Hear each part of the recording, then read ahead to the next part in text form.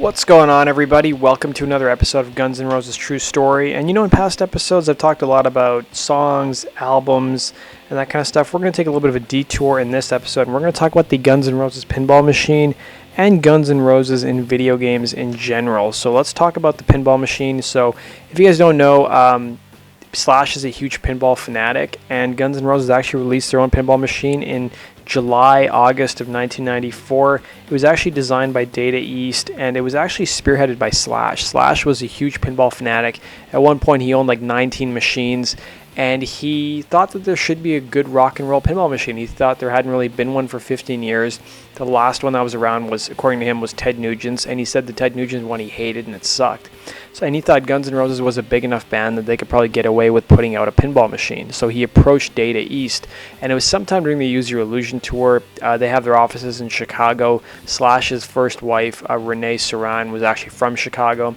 And I think that's probably around the time they played the 1992 show. That's all over the internet. It's probably around the time he went and met with Data East. And, before he met with Data East, he thought about some companies that he could take the idea to, and probably the most established pinball company around that time was a company called Williams and Bally. But Slash was worried that there was such an establishment that, they wouldn't give him any creative control. He would give them the idea, and then he wouldn't be involved with it, and that was something he really wanted to retain, was creative control.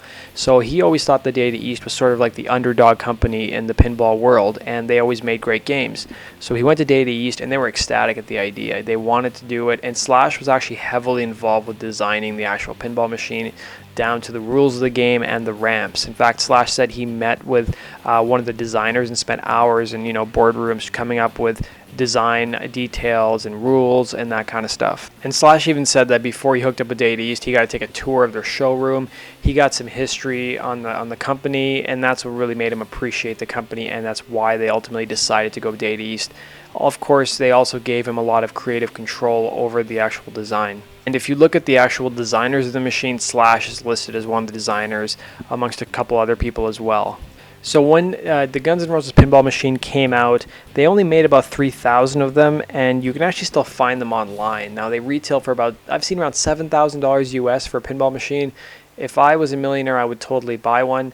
But it was also made known that when the Guns N' Roses pinball machine came out, it was the loudest pinball machine of its kind. So there was no other pinball machines that were as loud as this one. There was a couple other rock bands who released pinball machines prior to the Guns N' Roses one. There was a Kiss one. There was a Rolling Stones one. I went to an arcade the other night. Even Metallica's got a pinball machine now, but that one came out like 8 years ago or so. And according to the Internet Pinball Database, there's a couple different slogans used to market the game. So one of them is, "This pinball's got attitude." Another one is, "Guns N' Roses leaps off stage and into your location with non-stop headbanging hard rock, in your face screaming pinball action." So let's talk about the details of the game. So the game, of course, prominently features Guns N' Roses music.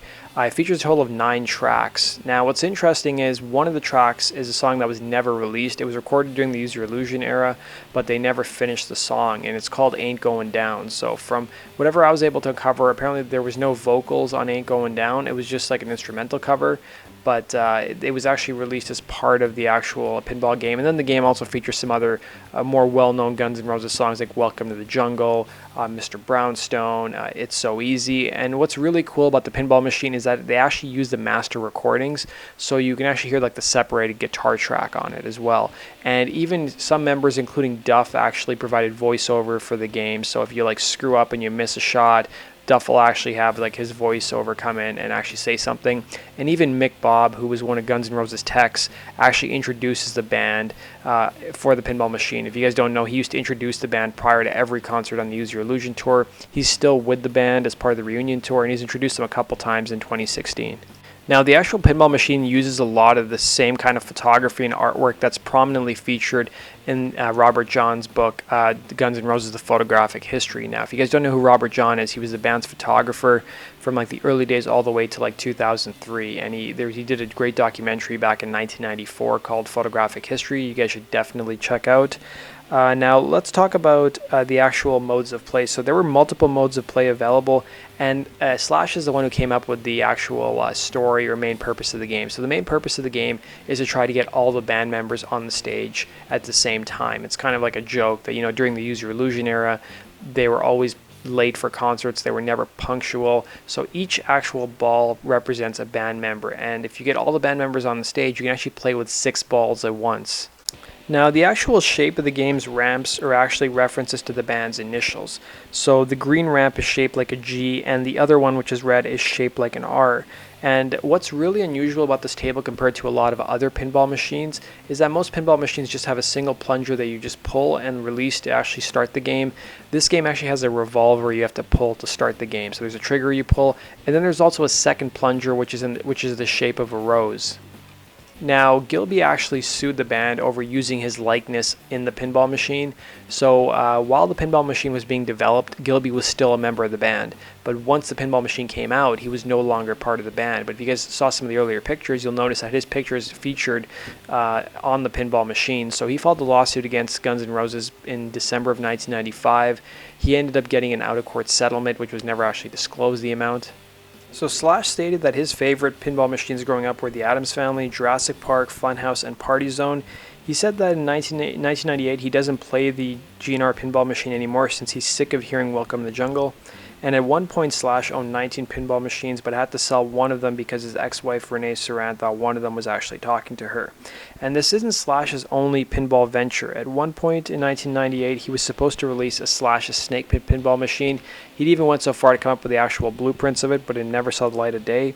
And his song Speed Parade was actually used in the 1998 machine Viper Night Driving. And he even wrote about his love of pinballs in a song called Be the Ball, which was actually on one of his Slash's Snake Pit records. And then the actual pinball machine's been featured in literature as well. So it was featured in 2 pinball-related books. One's called Pinball Memories, and that one has a 4-page description about the pinball machine from page 194 to 198. And then it was also featured in the Pinball Compendium 1982 to present on page 183. Both books are available on Amazon if you guys are interested. And there's actually a couple interviews with Slash from 1994 where he talks about the pinball machine. And in one interview, he actually states that he doesn't like video games because they're too wussy. He likes pinball much better because it's more like rock and roll. And in one of the interviews, Slash looks pretty wasted. So you guys can go enjoy those interviews. I've linked to them down below. And in 2016, shortly after the Guns N' Roses reunion was announced, Slash actually donated his pinball machine to the Rock and Roll Hall of Fame Museum. They actually have it there, and I think if you guys go, you may be able to actually play it. They have taken it out from time to time and have let fans actually play the machine. So if you guys want to actually see the machine in action, there's a bunch of videos on YouTube that show people playing it, and you guys can go check it out. It's kind of disappointing. I went to an arcade the other day, and they had a bunch of pinball machines. They had like the Rolling Stones, they had the Kiss pinball machine, they had Metallica's, but they didn't have Guns N' Roses pinball machine. I was so looking forward to trying it. And then the final thing I'll leave you guys with is if you guys want to see like the actual game manual and the technical specifications for the pinball machine, I've linked to the Internet Pinball Machine database for you guys to go check out. There's so much information about the pinball machine along with tons of photos. So go check it out, guys. I hope you guys learned something. Let me know, did you enjoy this episode? And that does it for today's video. Thanks for watching, guys. And as always, make sure you subscribe for the latest Guns N' Roses news. Take care.